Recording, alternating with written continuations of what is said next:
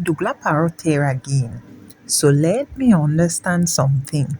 Government wins an election, forms the administration, takes the oath, sits in big chairs, and then leaves the entire machinery exactly the same.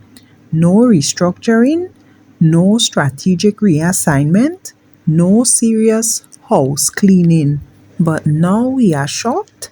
Now we are clutching microphones talking about partisan public servants who will not be there.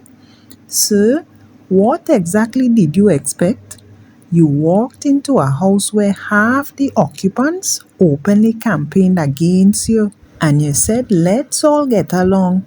This is not a church picnic, this is governance. You cannot preach neutrality in theory while pretending loyalty doesn't exist in reality. Let's talk plainly. If you win power and leave people in key positions who are loyal to the opposition, not loyal to country, not loyal to institution, but loyal to party, what do you think will happen?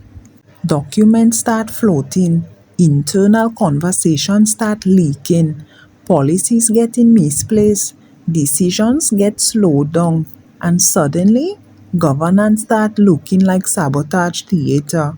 But we were told we are not about victimization.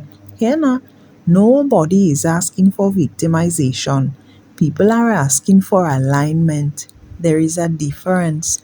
You don't remove someone because they voted differently, but you certainly don't leave strategic state machinery in the hands of people who openly oppose your policy direction and expect smooth sailing.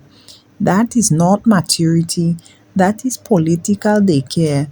And here's the real issue: public service is supposed to be neutral, supposed to be.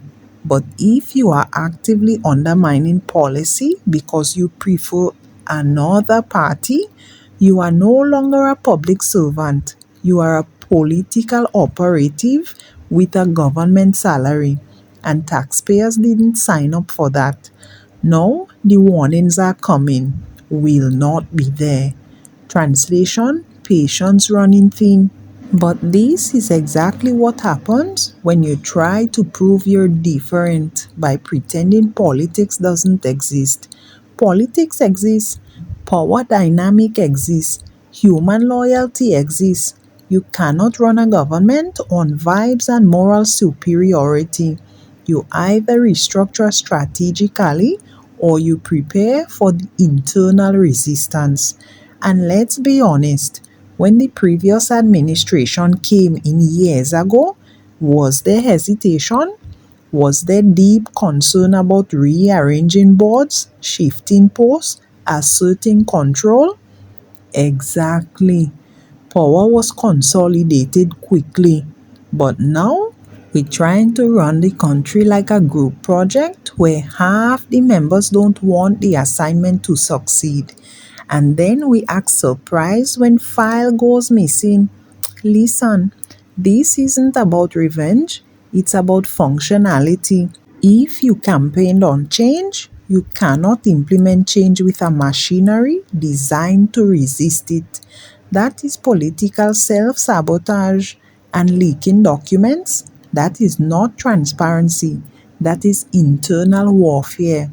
So the real question is, are we governing or are we hosting a bipartisan experiment in passive resistance? Because business cannot continue as usual when some people are putting party before country and expecting no consequences. Leadership requires courage, not just speeches.